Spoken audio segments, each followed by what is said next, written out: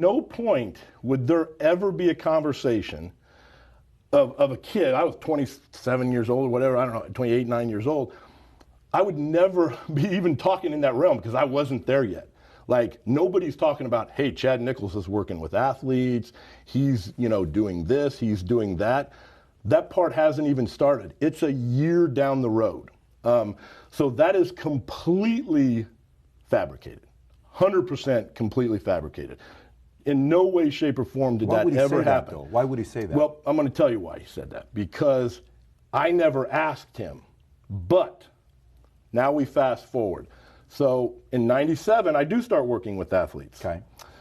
And I trained Nasser El Simbadi, and I trained Paul Dillette.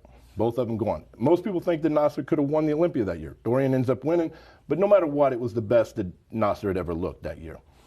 '98, we come to the Arnold Classic, and Flex Wheeler wins. Now, a lot of people will say that's his best ever. I think his two best is his first one, '93, where he was a little smaller, but conditioning was phenomenal, and '98, which he was bigger, and again, conditioning phenomenal. Directly after the '98 Arnold, now this is where this is going to be interesting.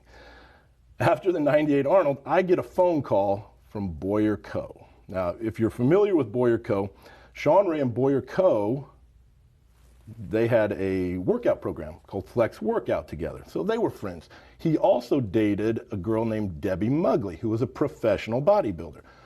My wife and Debbie Mugley were friends. So when we would go out to California, we would go out to eat with Boyer and Debbie, and we became friends. Boyer Co. calls me and says, listen, Chad, would you be interested in working with Shawn Ray? Because the Olympia is open this year, and we believe that with your guidance, he could win the Olympia.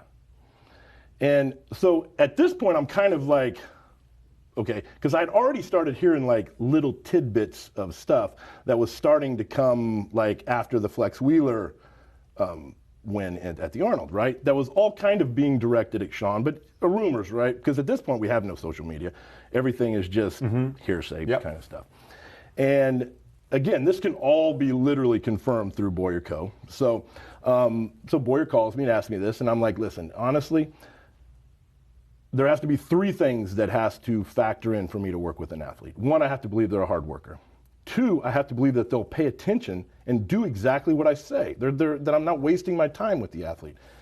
And three, I have to believe that we are going to click and that the person is not that he's a decent human being.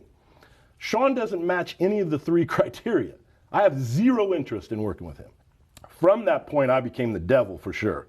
So from that point, everything literally escalated. So once I had talked to Boyer, that seems to be the point. Because before that, there's no interaction. There's no Chad this, Chad that, blah, blah, blah, blah.